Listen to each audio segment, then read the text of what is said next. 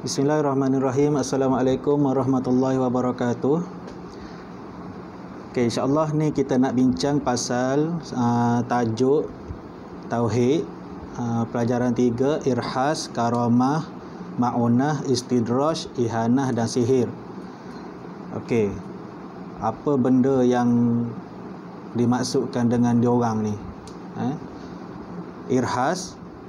Okey, mula-mula kita tengok irhas. Pengertian dia perkara luar biasa yang berlaku kepada seseorang sebelum diangkat menjadi nabi dan rasul. Okey. Irhas ni dia terjadi kepada nabi dan rasul, tetapi sebelum dia diangkat menjadi nabi ataupun menjadi rasul. Kebanyakannya benda ni berlaku pada nabi-nabi ataupun rasul-rasul semasa dia orang kecil lagi. Okey, contohnya awan memayungi Nabi Muhammad ketika bermusafir ke Syam. Nabi berjalan, ada awan yang ikut dia. So Nabi tu tak panas lah masa dia berjalan sebab ada awan yang melindungi dia daripada cahaya matahari. Lagi contoh irhas ni ialah Nabi Isa. Dia boleh bercakap masa dalam buaian ataupun masa dia baby lagi tu, dia dah boleh bercakap dah dengan mak dia sebab masa tu mak Nabi Isa ni, Siti Maryam tu, dia sedih. Dia sedih orang duk cakap dekat dia macam-macam, tak ada suami, tiba-tiba dapat anak. So Nabi Isa ni masa tu dia kecil lagi, dia baby lagi, dia boleh cakap, okey, kalau kita sabarlah mama kan. Macam itulah contoh dia. Yang ketiga apa lagi? Contoh dia, okey, Nabi Muhammad dibelah dada pun itu termasuk juga dalam contoh irhas ni lah.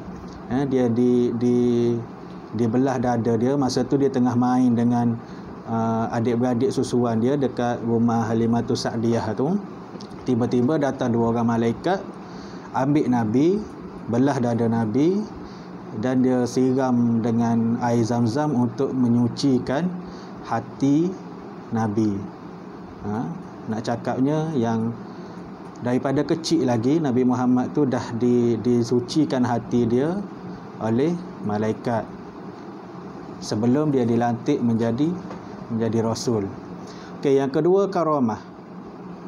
Karamah pengertian dia ialah perkara yang luar biasa yang berlaku kepada seseorang wali atau hamba Allah yang soleh. Contoh dia dalam peristiwa singgasana ataupun istana Ratu Balqis dipindahkan oleh orang alim dari Yaman ke Palestin hanya sekelip mata sahaja dengan izin Allah Subhanahu Wa Taala. Dalam kisah tu, itu adalah karamah ataupun perkara luar biasa lah yang berlaku. Contoh yang lain ialah macam contoh Khalid Al-Walid, iaitu siapa Khalid Al-Walid ni? Dia panglima perang Nabi.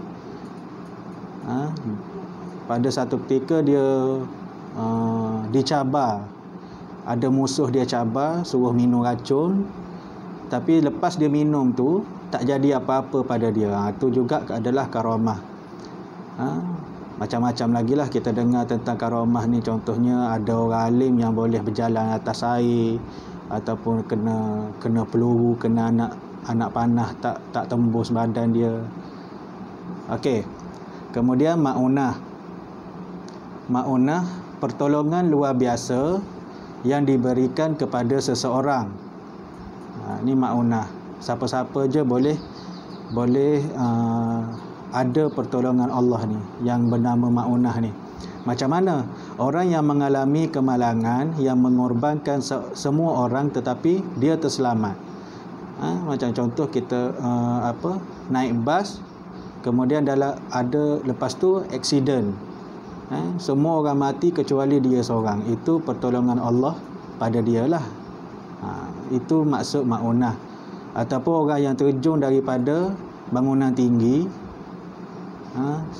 sebab kebakaran ke apa ke, bila dia terjun tu, contohnya bangunan tu 20 tingkat, tapi dia terjun tak ada patah ataupun tak ada cedera badan dia, tak luka pun. Itu contoh ma'unah. Lepas tu istidraj.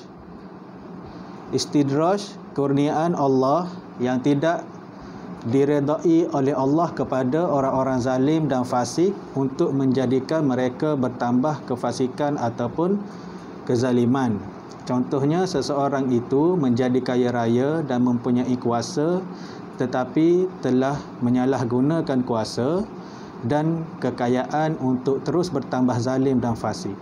Maksudnya Allah bagi kepada orang yang fasik, orang yang melakukan kejahatan, untuk dia terus jahat.